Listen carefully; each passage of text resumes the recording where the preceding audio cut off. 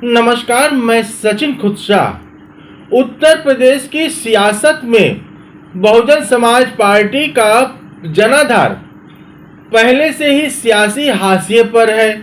2012 के बाद से लगातार बहुजन समाज पार्टी का आधार कमजोर हुआ है और दलित समुदाय को जोड़े रखने के लिए ही मायावती ने उपचुनाव में किस्मत आजमाने का फैसला किया है। ऑनलाइन बुलेटिन यूट्यूब चैनल पर यदि आप नए हैं तो इसे अभी लाइक और सब्सक्राइब कर लें, बेल आइकॉन भी प्रेस कर लें ताकि चैनल पर अपलोड होने वाले नए वीडियो के नोटिफिकेशन आपको मिल सके।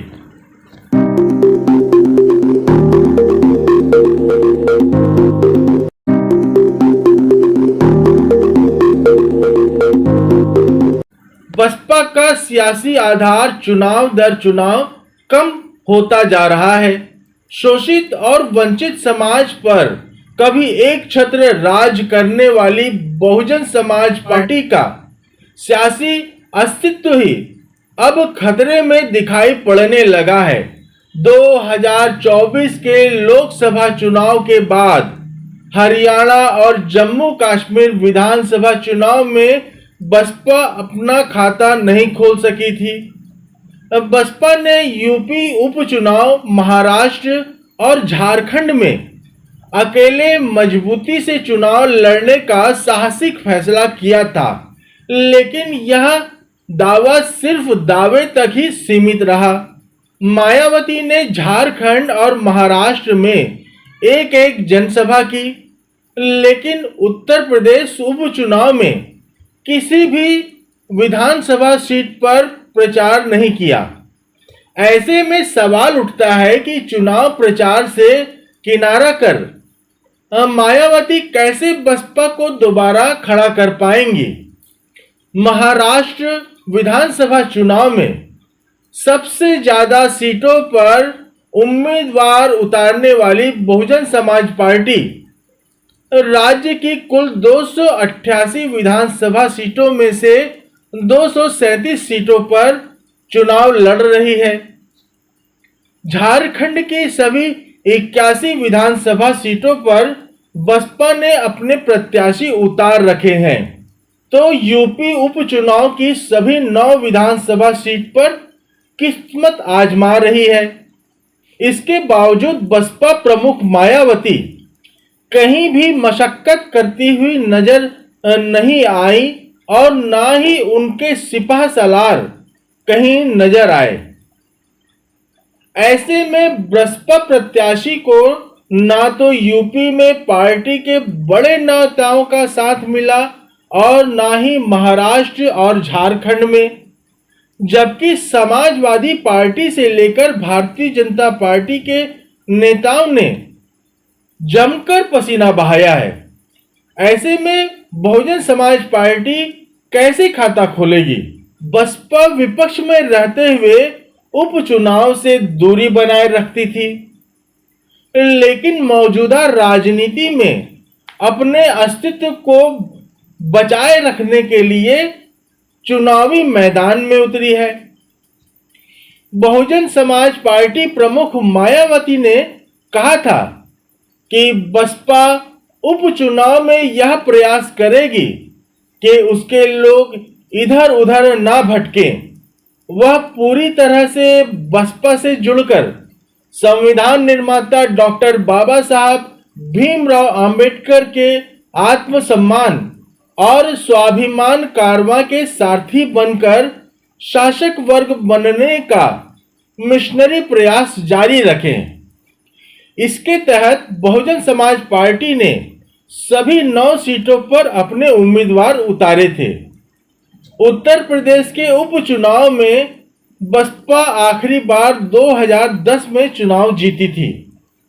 मायावती के मुख्यमंत्री रहते हुए सिद्धार्थनगर की डुमरियागंज विधानसभा सीट पर हुए उपचुनाव में बसपा प्रत्याशी खातून तौफीक विधायक चुनी गई थी। इसके बाद से बसपा कोई उपचुनाव नहीं जीत सकी है और अब फिर से चुनावी मैदान में उतरी है। यूपी उपचुनाव में भले ही सत्ता का कुछ बनने और बिगड़ने वाला न हो, लेकिन साल 2027 को होने वाले विधानसभा चुनाव का इसे सेमीफाइनल जरूर माना जा रहा है। ऐसे में अखिलेश यादव सभी 9 सीटों पर प्रचार करने पहुंचे थे, तो सीएम योगी आदित्यनाथ की हर एक सीट पर 2-2 जनसभाएं हुई हैं। इसके अलावा बीजेपी और सपा के तमाम बड़े नेता भी चुनाव प्रचार करते नजर आए, लेकिन मायावती कहीं भी प्रचार करने नहीं गई और ना ही उनकी पार्टी का कोई बड़ा नेता किसी मंच पर नजर आया। यूपी की जिन 9 विधानसभा सीटों पर उपचुनाव हैं, उनमें मझगवां, कटेहरी, मीरापुर जैसी विधानसभा सीटों पर बसपा का अपना सियासी दबदबा रहा है। मझगवां सीट की बात करें तो यहां पर बसपा 5 बार चुनाव जीतने में कामयाब रही है, जबकि समाजवादी पार्टी अभी तक अपना खाता तक नहीं खोल सकी। इसी तरह मीरापुर, खैर और कटहरी सीट पर भी समाजवादी पार्टी की तुलना में बहुजन समाज पार्टी के लिए ज्यादा मुफीद रही है। इतना ही नहीं, दलित वोटों के लिहाज से भी यह सीट अहम है। इसके बावजूद सपा ने यहां जमकर मशक्कत की है, लेकिन मायावती ने अपने आप को किनारे रखा। सियासी जानकारों की माने तो गहरे सियासी संकट के दौर से गुजर रही बसपा के मजबूती से चुनाव लड़ने के दावे तो फिर से अपनी खोई राजनीतिक जमीन पाने की रही है। यूपी विधानसभा उपचुनाव में अपना वर्चस्व बनाए रखने तो महाराष्ट्र और झारखंड में भी कुछ असर बनाए रखने के लिहाज से मायावती ने प्रत्याशी उतारे थे। ऐसे में जब प्रत्याशी उतारे जा रहे थे तो माना जा रहा था कि बसपा यहां पूरी ताकत लगाएगी। कम से कम यूपी में जिन सीटों पर उसका अपना वर्चस्व रहा है, उसे हर हाल में जीतने की कवायद करेगी। बसपा प्रमुख मायावती ने महाराष्ट्र और झारखंड विधानसभा चुनाव के साथ यूपी की 9 सीटों पर उपचुनाव के प्रचार के लिए स्टार प्रचारकों की लिस्ट भी जारी की थी, जिसमें मायावती के साथ सतीश चंद्र मिश्रा और आकाश आनंद सहित पार्टी के तमाम बड़े नेताओं के नाम शामिल थे। 20 नवंबर को होने वाले मतदान के लिए सोमवार को महाराष्ट्र, झारखंड और यूपी उपचुनाव की सीटों पर प्रचार अभियान थम गया। झारखंड में मायावती एक रैली की तो महाराष्ट्र में एक ही जनसभा को संबोधित किया।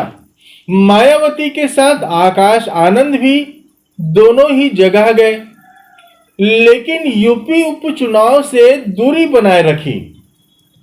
उत्तर प्रदेश की सियासत में जनाधार पहले से ही सियासी हाशिए पर है। अपने काडर को चुस्त रखने और संगठन में नई ऊर्जा की गरज से बहुजन समाज पार्टी ने उपचुनाव में बसपा ने विधानसभा उपचुनाव की सभी सीटों पर प्रत्याशी खड़ा करने का फैसला लिया था। उपचुनाव में बसपा की स्थिति करो या मरो वाली है। बसपा उपचुनाव में अगर एक सीट भी जीतना चाहती है तो उसे एक तरफ से सपा के नेतृत्व वाले गठबंधन से मुकाबला करना है, तो दूसरी तरफ भारतीय जनता पार्टी नेतृत्व वाले एनडीए से दो हाथ करना होगा। इसलिए उपचुनाव में बहुजन समाज पार्टी के सामने सिर्फ खाता खोलने की ही नहीं बल्कि दलित समुदाय के वोटों को भी वापस लाने की चुनौती थी। इसके बावजूद बीएसपी चीफ मायावती के उपचुनाव प्रचार से दूरी बनाए रखने पर सवाल खड़े होने लगे हैं।